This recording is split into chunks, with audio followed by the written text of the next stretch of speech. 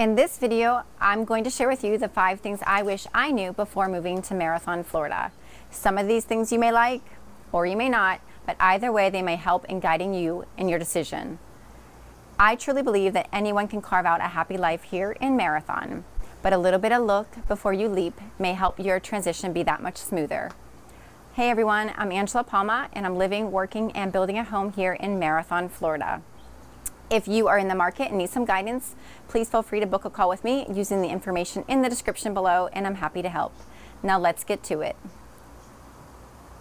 The first thing I wish I knew before moving to Marathon was that living in Marathon and vacationing in Marathon are 2 different things.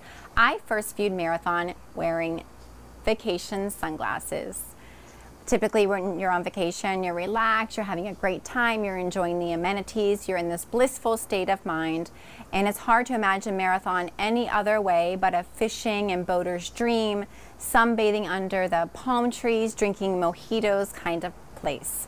But the truth is, living in Marathon is just like living anywhere else.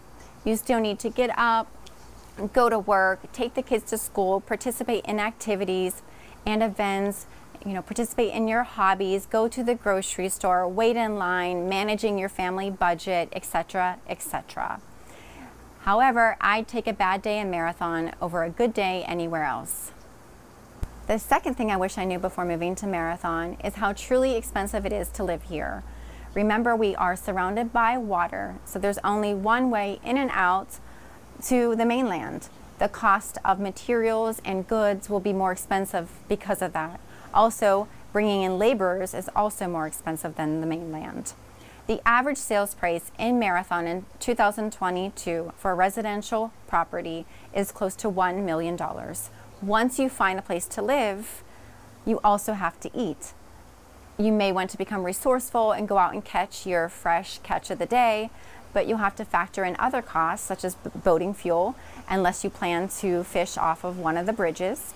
And also, where will you store your fish when you catch it? So if you add an extra freezer appliance to your home, your added cost of electricity will also increase. Monroe County is home to the Florida Keys, and it ranks one of the most expensive counties to live in Florida.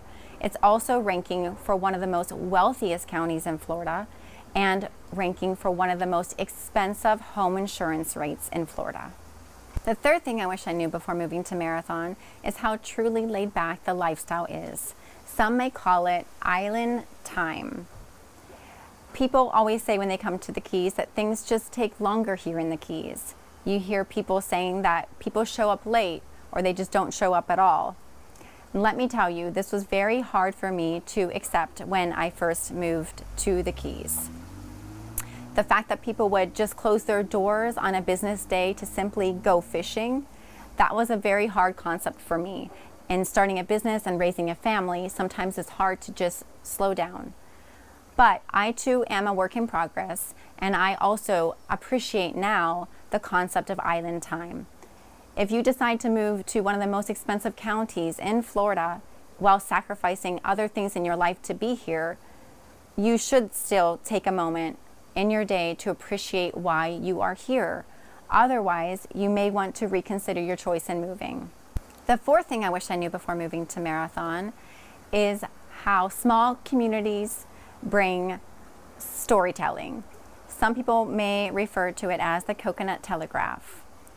So in Marathon, news travels fast pretty quickly.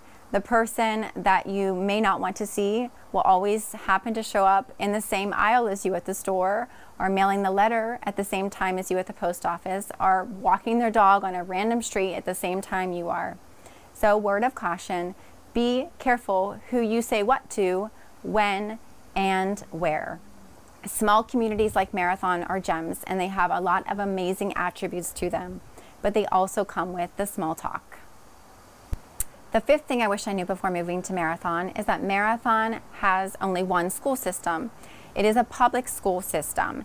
If you are a parent and you would like your child to go to a private school or a charter school, you would need to commute to the north or the south. When I purchased my first home here in Marathon, I was not a parent, so school systems were not top of mind for me. I am now a mom, and those things are now important to me. So if you are a parent and you're looking to relocate here with children, that is something that you may want to consider, and it may be top of mind for you too. Well, there you have it. My 5 things I wish I would have known before moving to Marathon. While these things may have made my experience here in the beginning a little bit easier had I have known them at the time, the lessons I've learned and the people I have met along the way have made my appreciation even that much deeper for Marathon.